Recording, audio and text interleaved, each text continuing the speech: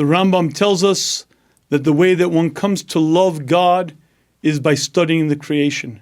When one looks out at the creation and sees the wonders, sees the magnificent systems and things created, he will step back and say, this is wondrous.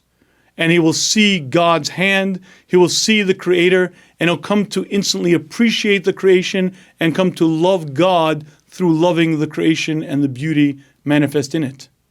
But sometimes it's a little difficult to do. How does one study the world and come to that sense of awe, of appreciation? Oftentimes it requires stepping back, stepping away, and contemplating. And let me give you an example. Imagine that I run a not-for-profit organization. And imagine that things are rough, I'm having trouble meeting payroll, etc. And I decide, this is outrageous, I gotta get to the root of the problem. So I put myself on a plane and I head to the most famous hidden Kabbalist that I know of in Sfas, a direct descendant of Baba Sali, and I walk into the room. He's standing there with the hood over his head, the black candles. I'm about to say hello. He says, I know who you are. I know why you came. Listen to me. I will take care of you. You go back to America. You go to Walmart. You buy 60 Matchbox cars. Put them out into the parking lot. Then open this envelope. Read the words inside it. Chazaka Baruch, it will solve your problems. And he hands me the envelope. I don't know what to say. He's a Kabbalist. So I take the envelope, get back on a plane, head back to America, go into Walmart, buy those 60 Matchbox cars, lay them out exactly as he said in the parking lot, 6 feet between them. I open the letter. I begin reading the words, the incantation. I look out the window, and suddenly these 2-inch Matchbox cars begin growing and growing, become full-size SUVs. One becomes a Cadillac, full-size vehicles. And I read the rest of the letter. Now go sell them. Chazak u'baruch. Needless to say, I would be astonished.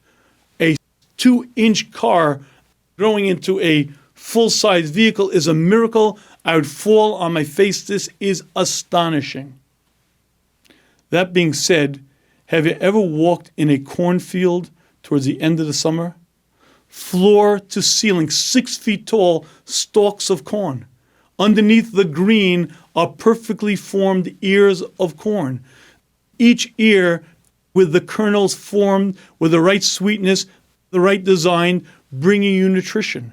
Now, where did it come from? It came from the ground. It came from a seed in the ground.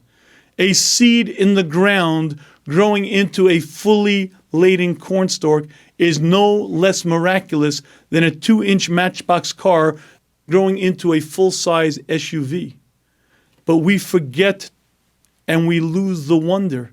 If you study an apple tree and you see it laden with hundreds, maybe thousands of apples, and you realize that it came from a small little seed in the ground, and you study wheat stalks, and you study barley, and you study an orange tree, you should be astonished. You should be amazed. You should say to yourself, this is beyond description. The reason that we're not moved by this is because it's natural. It was that way yesterday, that way the day before. And one of the things we need to do is step back and say, this is astonishing. We have to learn those letters. Wow, wonders of the world. We have to look at nature, see it as the wonderment that it is, and we have to say the words, if this is the creation, what does it tell me about my Creator? And as the Rambam says, by studying the wonders of the world, we see Hashem's wisdom, Hashem's goodness, and we come to love our Creator thereby.